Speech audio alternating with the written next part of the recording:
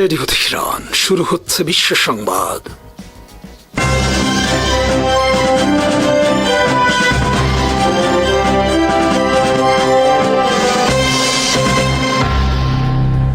শুরুতেই সংবাদ শিরোনাম।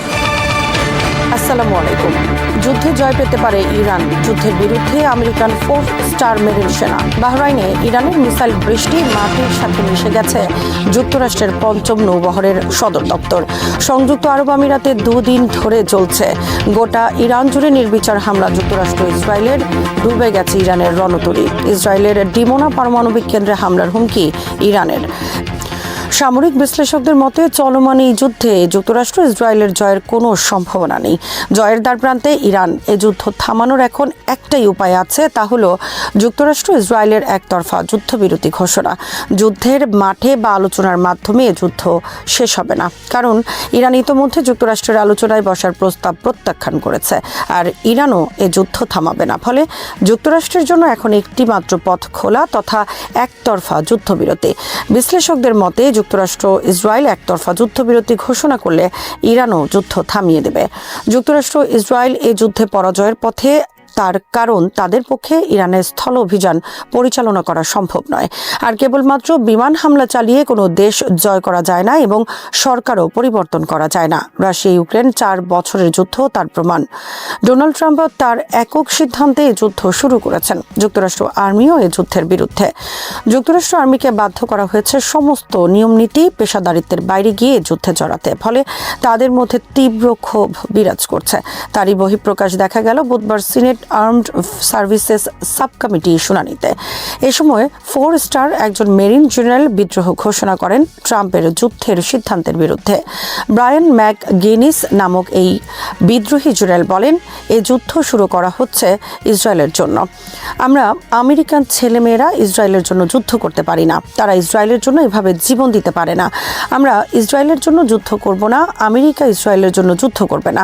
এ কথা বলার সঙ্গে সঙ্গে তাকে থামানোর নির্দেশ দেন অন্যান্য কর্মকর্তারা, কিন্তু তিনি না থেমে চিৎকার করে যুদ্ধের বিরুদ্ধে কথা বলতে থাকেন। তখন অন্যরা তাকে জোর জবরদস্তি করে টেনে হিচড়ে সেখান থেকে নিয়ে যান।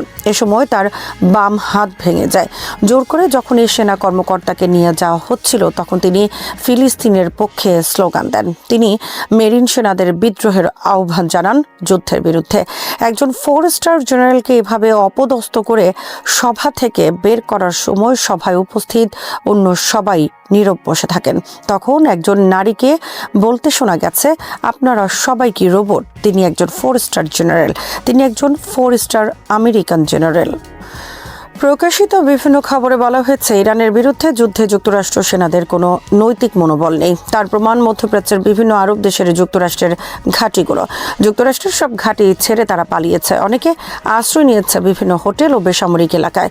যুক্তরাষ্ট্রের সব ঘাঁটি তছনছ হয়ে গেছে ইরানের মিসাইল হামলায়। বিভিন্ন আরব দেশে ট্রিলিয়ন ডলার খরচ করে দশকের পর দশক ধরে যুক্তরাষ্ট্র আর্মিকে পোষছে। ইরানের হামলা থেকে রক্ষার নামে বিভিন্ন আরব দেশ $multi-trillion ডলারের অস্ত্র কেনে প্রতি বছর যুক্তরাষ্ট্র থেকে। কিন্তু ইরানের হামলা থেকে যুক্তরাষ্ট্রের এইসব ঘাঁটি ওইসব আরব দেশগুলোকে রক্ষায় কোনো ভূমিকা পালন করতে পারছে না। সামরিক কর্মকর্তার বিভিন্ন গণমাধ্যম বলেছে, যুক্তরাষ্ট্র আর্মি ইরানের বিরুদ্ধে যা করছে তা সম্পূর্ণ তাদের নীতি ও পেশাদারিত্বের বিপরীত। তারা সবাই জানে যুক্তরাষ্ট্র ইসরায়েলের ইরানে এই হামলা সম্পূর্ণ অন্যায় এবং যুক্তরাষ্ট্র আন্তর্জাতিক সমস্ত আইনের লঙ্ঘন। ফলে তারা হতাশ এ ধরনের যুদ্ধে। মঙ্গল ও বুধবার বাহরাইনে যুক্তরাষ্ট্রের ৫ম নৌবহর সদর দপ্তর লক্ষ্য করে বৃষ্টির মতো মিসাইল ও ড্রোন হামলা চালিয়েছে ইরান। ৪৮ ঘন্টার মধ্যে মাত্র 2 ঘন্টা ছাড়া বাকি পুরো সময় জুড়ে টানা মিসাইল হামলা চলছে বাহরাইনে। এসব মিসাইল হামলা ঠেকাতে পারছে না যুক্তরাষ্ট্রের ঘাঁটি। ফলে ৫ম নৌবহর সদর দপ্তর মাটির সাথে মিশে গেছে। বুধবার ইসরায়েলের রাজধানী তেল আবিব ও জেরুজালেম সহ বিভিন্ন এলাকায় ব্যাপক ভিত্তিক মিসাইল হামলা চালিয়েছে ইরান। অপরদিকে সংযুক্ত আরব আমিরাতের ফুজাইরাহ তেলের ডিপোতে হামলার একদিন পরও আগুন জ্বলছে। মঙ্গলবার ইরানের একটি মিসাইল আকাশে প্রতিহত করার পর তার অবশিষ্টাংশ পড়ে আগুন লাগে তেলের ডিপোতে, কিন্তু বুধবার পর্যন্ত আগুন নেভাতে পারেনি তারা। বস্তুত ইরানের টানা মিসাইল বৃষ্টিতে তছনছ হয়ে গেছে বিলাসী আরবদের জীবন। তারা দিশেহারা হয়ে গেছে এবং কি করবে বুঝে উঠতে পারছে না।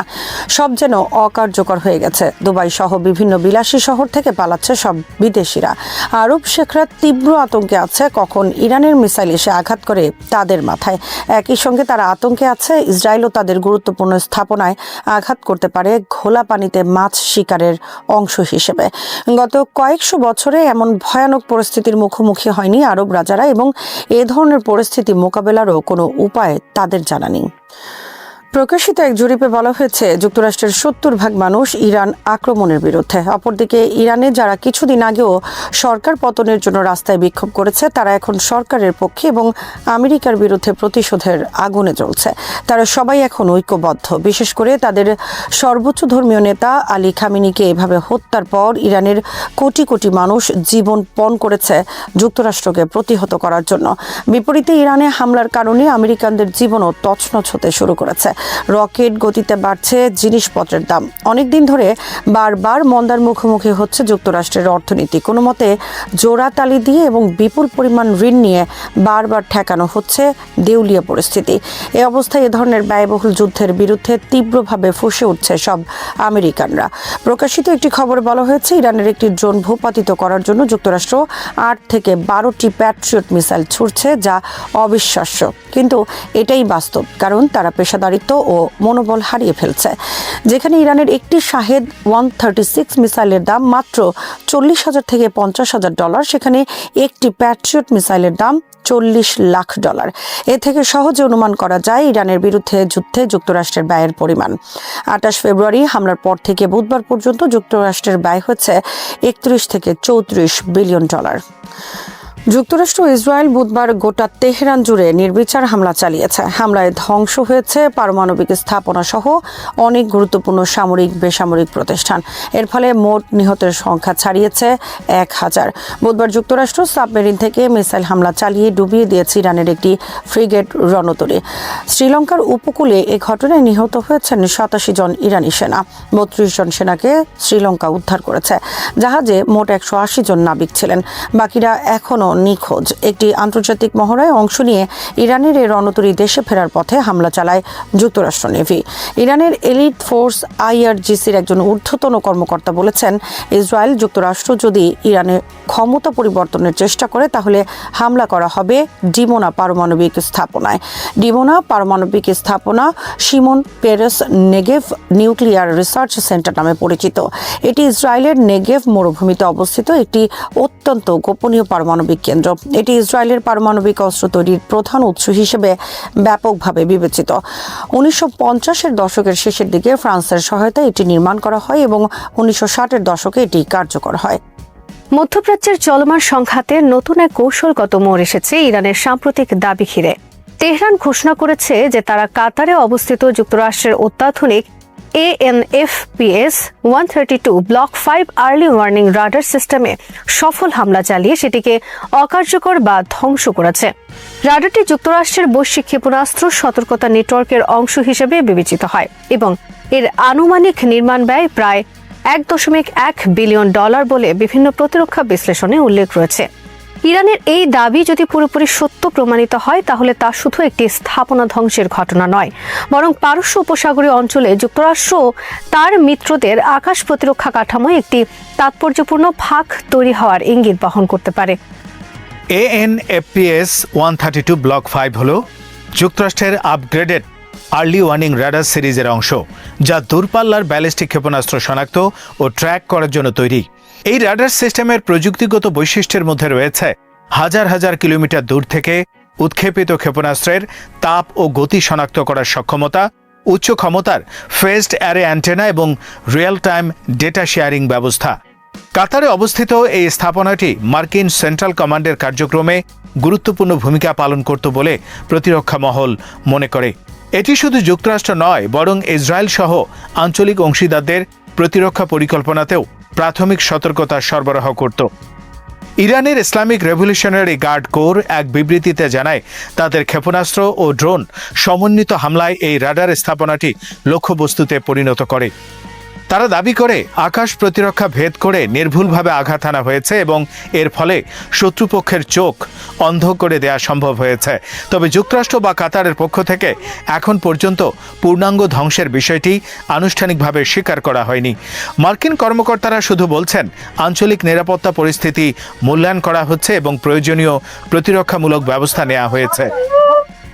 বিশ্লেষকদের মতে একটি আর্লি ওয়ার্নিং রাডারের ভূমিকা কেবল ক্ষেপণাস্ত্র শনাক্ত করা নয়, বরং সেটি একটি সমন্বিত প্রতিরক্ষা জালের অংশ। ANFPS 132 থেকে সংগৃহীত তথ্য প্যাট্রিয়ট থার্ড HS জাহাজ ভিত্তিক প্রতিরক্ষা ব্যবস্থা এবং মহাকাশ ভিত্তিক সেন্সর নেটওয়ার্কে প্রেরিত হয়।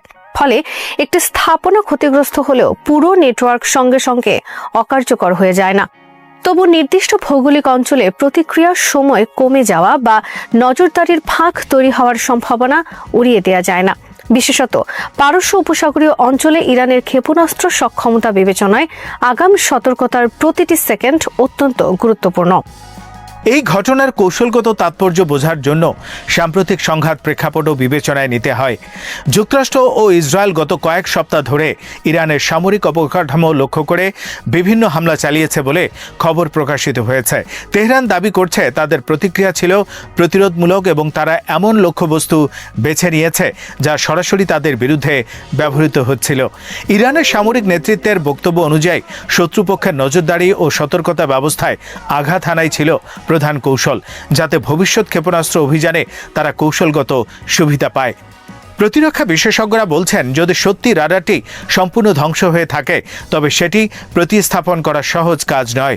এই ধরনের স্থাপনা নির্মাণে দীর্ঘ সময়, বিশেষায়িত অবকাঠামো এবং উচ্চমাত্রার প্রযুক্তিগত সমন্বয় প্রয়োজন হয়। একই সঙ্গে সংশ্লিষ্ট এলাকায় নিরাপত্তা ঝুঁকি বাড়তে পারে, কারণ শত্রুপক্ষ জানবে যে ওই অঞ্চলে আগাম সতর্কতার সক্ষমতা সাময়িকভাবে দুর্বল। তবে যুক্তরাষ্ট্রের বৈশ্বিক নেটওয়ার্ক উপগ্রহ ভিত্তিক ইনফ্রারেড সতর্কতা ব্যবস্থা রয়েছে, যা মহাকাশ থেকে উৎক্ষেপণ শনাক্ত করতে পারে। ফলে একটি স্থাপনার ক্ষতি সামগ্রিক সক্ষমতাকে পুরোপুরি ভেঙে ফেলবে এমন ধারণা অনেক বিশ্লেষক অতিরঞ্জিত বলে মনে করেন। রাজনৈতিক দিক থেকেও ঘটনাটি গুরুত্বপূর্ণ। ইরান অভ্যন্তরীণভাবে এটিকে বড় সাফল্য হিসেবে তুলে ধরছে, যা তাদের জনমনে আত্মবিশ্বাস বাড়াতে পারে। একই সঙ্গে আঞ্চলিক শক্তিগুলোর কাছে একটি বার্তা দিচ্ছে যে তারা উচ্চ মূল্যের লক্ষ্যবস্তুতে আঘাত হানতে সক্ষম।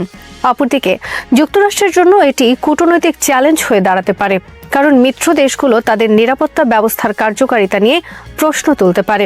বিশেষত কাতারের মতো দেশে অবস্থিত স্থাপনায় হামলা হলে সেই দেশের নিরাপত্তা নীতিতেও প্রভাব পড়তে পারে।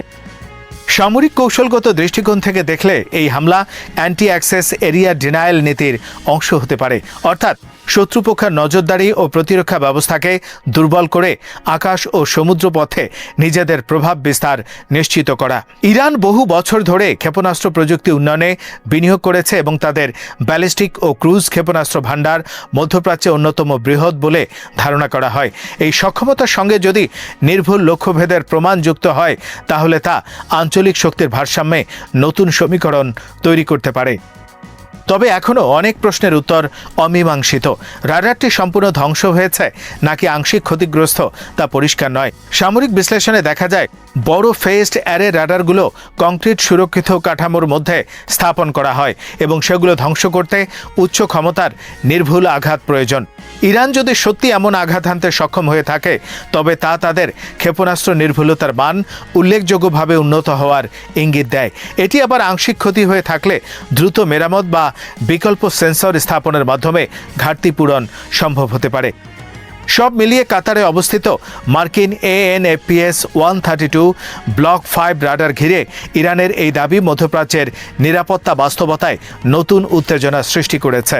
এটি কেবল একটি সামরিক স্থাপনার প্রশ্ন নয়, বরং আঞ্চলিক শক্তির ভারসাম্য, প্রযুক্তিগত সক্ষমতা এবং ভবিষ্যৎ সংঘাতের প্রকৃতি নির্ধারণে গুরুত্বপূর্ণ সূচক হয়ে উঠতে পারে। সামনে যুক্তরাষ্ট্র কিভাবে প্রতিক্রিয়া জানায়, রাডার নেটওয়ার্ক পুনর্বিন্যাস করে এবং কূটনৈতিকভাবে পরিস্থিতি সামাল দেয় সেটি নির্ধারণ করবে এই ঘটনাটি সাময়িক প্রচারণা হয়ে থাকবে নাকি মধ্যপ্রাচ্যের কৌশলগত মানচিত্রে স্থায়ী পরিবর্তনের সূচনা করবে। মার্কিন প্রেসিডেন্ট ট্রাম্পের ইরানের বিরুদ্ধে সামরিক অভিযান নিয়ে যুক্তরাষ্ট্রের কংগ্রেসে তীব্র রাজনৈতিক বিতর্ক দেখা দিয়েছে।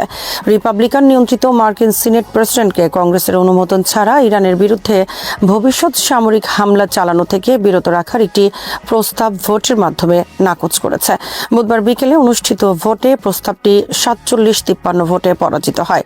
প্রস্তাবটি উত্থাপন করেন ভার্জিনিয়ার ডেমোক্র্যাট সিনেটর টম কাইনি। তিনি 1973 সালের ওয়ার পাওয়ার্স রেজুলেশন আইনের আওতায় এই উদ্যোগ নেন। এই আইনের লক্ষ্য হল প্রেসিডেন্টকে কংগ্রেসের অনুমতি ছাড়া দীর্ঘমেয়াদী সামরিক সংঘাতে জড়ানো থেকে সীমাবদ্ধ রাখা এবং যুদ্ধ ঘোষণার সাংবিধানিক ক্ষমতা কংগ্রেসের হাতে নিশ্চিত করা।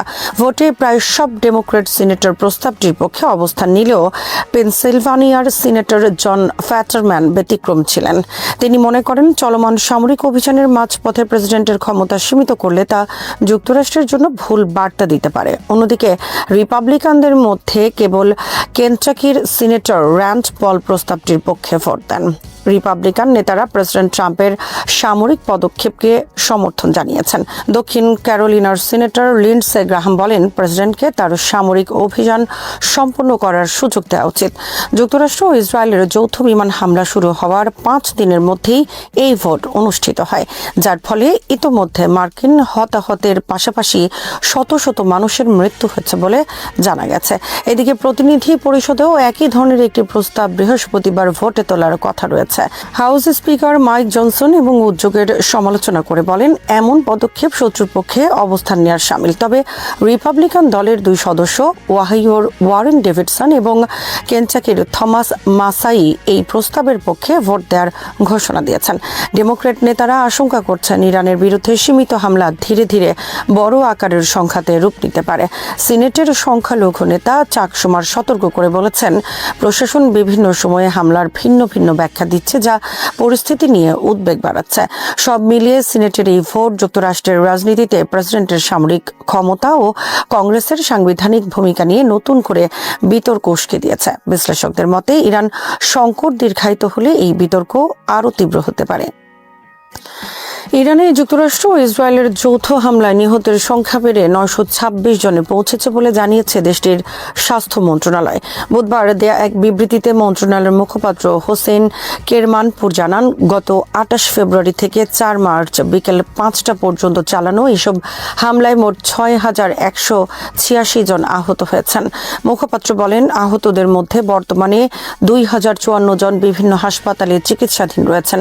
এছাড়া 3545 জন চিকিৎসা নিয়ে হাসপাতাল থেকে ছাড়পত্র পেয়েছেন। আরও 552 জনকে ঘটনাস্থলেই প্রাথমিক চিকিৎসা দেওয়া হয়েছে। আহতদের চিকিৎসার অংশ হিসেবে এখন পর্যন্ত অন্তত 502টি অস্ত্রোপচার সম্পন্ন হয়েছে বলেও জানান তিনি। স্বাস্থ্য মন্ত্রণালয়ের তথ্য অনুযায়ী নিহতদের মধ্যে প্রায় 13% নারী এবং 87% পুরুষ। নিহতদের মধ্যে 18 বছরের নিচে রয়েছে অন্তত 180 জন শিশু কিশোর। এদের মধ্যে 5 বছরের কম বয়সী 3টি শিশু রয়েছে। সবচেয়ে কম বয়সী নিহত ব্যক্তি রাজধানী তেহরানের 1 বছরের একটি শিশু। অন্যদিকে আহতদের মধ্যে উল্লেখযোগ্য সংখ্যক শিশু রয়েছে। আহতদের মধ্যে 301 জনের বয়স 18 বছরের নিচে এবং 39 জনের বয়স 5 বছরেরও কম। সবচেয়ে কম বয়সী আহত ব্যক্তি 6 মাস বয়সী একটি শিশু। আর সবচেয়ে বেশি বয়সী আহত ব্যক্তি 91 বছর বয়সী একজন বৃদ্ধ। মধ্যপ্রাচ্যে ক্রমবর্ধমান উত্তেজনার প্রেক্ষাপটে কাতারের আকাশসীমা সুরক্ষায় সামরিক প্রস্তুতি বাড়ানোর নির্দেশ দিয়েছেন কাতারের আমির Tamim bin Hamad Al Thani. বুধবার দেশটির বিমান অপারেশনস সেন্টার পরিদর্শনের সময় তিনি এই নির্দেশনা দেন বলে জানিয়েছে আনাদুলু এজেন্সি।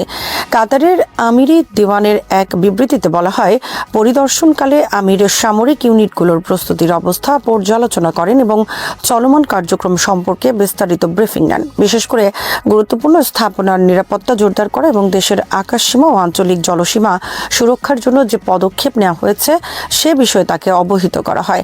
জাতীয় নিরাপত্তা রক্ষার অংশ হিসেবে এসব ব্যবস্থা আরও শক্তিশালী করার উপর গুরুত্বারোপ করেন তিনি। বিবৃতিতে আরও বলা হয়, কাতারের আমির সামরিক বাহিনী ও সংশ্লিষ্ট নিরাপত্তা সংস্থাগুলোকে প্রস্তুতির মাত্রা আরও বাড়াতে এবং পারস্পরিক সমন্বয় জোরদার করতে নির্দেশ দিয়েছেন। তিনি বলেন, দেশের নিরাপত্তা ও সার্বভৌমত্ব রক্ষায় সব বাহিনীকে সর্বোচ্চ সতর্ক অবস্থানে থাকতে হবে।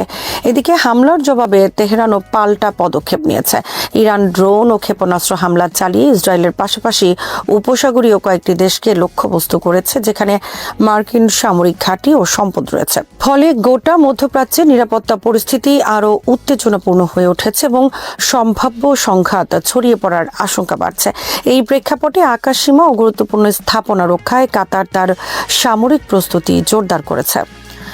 ইরান, যুক্তরাষ্ট্র ও ইসরায়েলের মধ্যে চলমান সংঘাতের চতুর্থ দিনে ইসরায়েলি বাহিনীর 680 জনের বেশি হতাহত হয়েছে বলে দাবি করেছে ইরানের বিপ্লবী গার্ড বাহিনী। ইরানের রাষ্ট্রীয় সংবাদ মাধ্যম তাসনিম নিউজ এজেন্সি জানিয়েছে, আল ওয়াদ আল সাদিক 4 নামে পরিচালিত অভিযানের 17তম বিবৃতিতে এই তথ্য জানানো হয়েছে।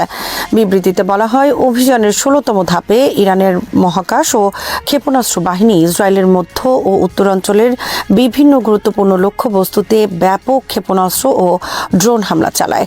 এতে একাধিক সামরিক ও কৌশলগত স্থাপনায় আঘাত হানা হয়েছে বলে দাবি করা হয়েছে। ইরানের দাবি অনুযায়ী হামলার লক্ষ্যবস্তু ছিল তেল আবিবের নিকটবর্তী হাকিরিয়া এলাকায় অবস্থিত ইসরায়েলি সেনাবাহিনীর জেনারেল স্টাফ সদর দপ্তর এবং যুদ্ধ মন্ত্রণালয়। এছাড়া বেনি ব্রাক এলাকার কৌশলগত অবকাঠামো, তেল আবিবের উত্তর পূর্বে পেতাহ টিকফা অঞ্চলের সামরিক স্থাপনা এবং পশ্চিম গ্যালিলির একটি সামরিক কেন্দ্রেও আঘাত হানা হয়েছে। বিপ্লবী গার্ড বাহিনীর ভাষ্য অনুযায়ী এসব লক্ষ্যবস্তুতে নির্ভুলভাবে ক্ষেপণাস্ত্র ও ড্রোন আঘাত হেনেছে। বিবৃতিতে আরও বলা হয়, গোয়েন্দা তথ্য ও মাঠ পর্যায়ের প্রতিবেদনের ভিত্তিতে সংঘাতের চতুর্থ দিন পর্যন্ত ইসরায়েলের হতাহতের সংখ্যা 680 জনের বেশি হয়েছে, যার মধ্যে নিহত ও আহত উভয়ই রয়েছে। এদিকে আরেকটি সংশ্লিষ্ট প্রতিবেদনে তাসনিম নিউজ এজেন্সি জানিয়েছে, ইরানের বিমান প্রতিরক্ষা ব্যবস্থা একটি মার্কিন F-15 যুদ্ধবিমান ভূপাতিত করেছে। তবে এ বিষয়ে যুক্তরাষ্ট্র বা ইসরায়েলের পক্ষ থেকে তাৎক্ষণিক কোনো মন্তব্য পাওয়া যায়নি। মধ্যপ্রাচ্যে ক্রমবর্ধমান এই সংঘাত নিয়ে আন্তর্জাতিক মহলে উদ্বেগ বাড়ছে। বিশেষজ্ঞরা আশঙ্কা করছেন, পরিস্থিতি দ্রুত নিয়ন্ত্রণে না এলে বৃহত্তর আঞ্চলিক যুদ্ধে রূপ নিতে পারে। শ্রীলঙ্কার দক্ষিণ উপকূলের কাছে একটি ইরানি যুদ্ধ জাহাজ ডুবে যাওয়ার ঘটনায় অন্তত 101 জন নাবিক নিখোঁজ রয়েছেন বলে স্থানীয় গণমাধ্যম জানিয়েছে। দেশটির ডেইলি মিরর প্রতিরক্ষা সূত্রের বরাতে জানায়, জাহাজটি একটি বিদেশি সাবমেরিনের হামলার শিকার হয়েছিল বলে ধারণা করা হচ্ছে। তবে এই ঘটনায় এখনও অনেক তথ্য নিশ্চিত নয়। প্রতিবেদন অনুযায়ী ঘটনায় আরও 78 জন নাবিক আহত হয়েছেন। আহতদের পরিচয় এখনও প্রকাশ করা হয়নি। শ্রীলঙ্কা নৌবাহিনীর মুখপাত্র বুদ্ধি সম্পাদ জানান, সমুদ্রে ভাসমান কয়েকজনকে উদ্ধার করা হয়েছে এবং পরে জানা যায় তারা ইরানি যুদ্ধ জাহাজের নাবিক। উদ্ধার হওয়া আহতদের দ্রুত গলি শহরের কারপিটিয়া টিচিং হাসপাতালে ভর্তি করা হয়েছে, যেখানে তাদের চিকিৎসা চলছে। তিনি বলেন, উদ্ধার অভিযানের সময় সমুদ্রে কয়েকটি মরদেহ পাওয়া গেছে, যেগুলো সম্ভবত একই জাহাজের নাবিকদের। ঘটনাটি শ্রীলঙ্কার দক্ষিণাঞ্চলীয় শহর গলের উপকূলের কাছে ঘটেছে। নিখোঁজের নাবিকদের খুঁজে বের করতে শ্রীলঙ্কা নৌবাহিনী ও বিমান বাহিনী যৌথ উদ্ধার অভিযান চালাচ্ছে। ডুবে যাওয়া জাহাজটি ছিল ইরানের নৌবাহিনীর মৌজে শ্রেণীর ফ্রিগেট আইরিশ ডেনা। জাহাজটি ইরানের দক্ষিণ নৌবহরের অংশ হিসেবে দায়িত্ব পালন করছিল। কর্তৃপক্ষ জানায়, দুর্ঘটনার আগে জাহাজটি ভারতের বিশাখাপত্তনে অনুষ্ঠিত বহুজাতিক নৌমহড়া মিলান 2026-এ অংশ নিয়েছিল। শ্রীলঙ্কা নৌবাহিনী জানায়, জাহাজটি বিপদ সংকেত পাঠানোর পর তারা ঘটনাস্থলে পৌঁছায়, কিন্তু সেখানে কোনো জাহাজ দেখা যায়নি, কেবল সমুদ্রে তেলের দাগ পাওয়া গেছে। নৌবাহিনীর মুখপাত্র বলেন, উদ্ধার অভিযান শেষ হওয়ার পর এ ঘটনার প্রযুক্তিগত তদন্ত করা হবে। একই সঙ্গে তিনি বিদেশি সাবমেরিন হামলার দাবিকে পুরোপুরি নাকচ করে দিয়ে বলেন, বিষয়টিকে আপাতত দুর্ঘটনা হিসেবেই দেখা হচ্ছে এবং ঘটনাটি শ্রীলঙ্কার জলসীমার বাইরে ঘটেছে। এদিকে যুক্তরাষ্ট্র ও ইসরায়েলের সাম্প্রতিক ইরান বিরোধী হামলা ও মধ্যপ্রাচ্যে চলমান উত্তেজনার প্রেক্ষাপটে এই ঘটনাকে ঘিরে নতুন করে উদ্বেগ তৈরি হয়েছে। ইন্টারন্যাশনাল অ্যাটমিক এনার্জির প্রধান রাফায়েল গ্রসি বলেছেন, বর্তমানে ইরান পারমাণবিক বোমা তৈরি করছে এমন কোনো প্রমাণ সংস্থাটির হাতে নেই। তবে তিনি সতর্ক করে বলেছেন, তেহরানের পারমাণবিক কর্মসূচি ঘিরে এখনও বেশ কিছু অমীমাংসিত বিষয় রয়েছে, যা আন্তর্জাতিক সম্প্রদায়ের জন্য উদ্বেগের কারণ হয়ে আছে। মঙ্গলবার সন্ধ্যায় দেয়া এক বক্তব্যে গ্রসি জানান, ইরানের কাছে বিপুল পরিমাণ সমৃদ্ধ ইউরেনিয়ামের মজুদ রয়েছে, যার একটি অংশের মাত্রা অস্ত্র তৈরির কাছাকাছি পর্যায়ে পৌঁছেছে। হয়েছে। তবুও তিনি জোর দিয়ে বলেন, এখন পর্যন্ত এমন কোনো প্রমাণ পাওয়া যায়নি যে ইরান সরাসরি পারমাণবিক অস্ত্র তৈরির কাজ চালাচ্ছে। তবে গ্রসি উল্লেখ করেন, আন্তর্জাতিক পরিদর্শকদের পূর্ণাঙ্গ প্রবেশাধিকার দিতে ইরানের অনীহা পরিস্থিতিকে আরও জটিল করে তুলেছে। তিনি সতর্ক করে বলেন, তেহরান যদি বাকি থাকা প্রশ্নগুলোর জবাব দিতে এবং পরিদর্শকদের সঙ্গে পূর্ণ সহযোগিতা করতে রাজি না হয়, তাহলে ইরানের পারমাণবিক কর্মসূচি সম্পূর্ণ শান্তিপূর্ণ এমন নিশ্চয়তা দেয়া IAEA এর পক্ষে সম্ভব হবে না।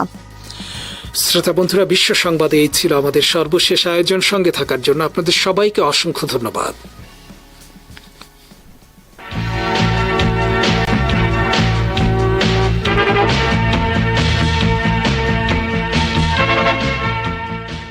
বিশ্ব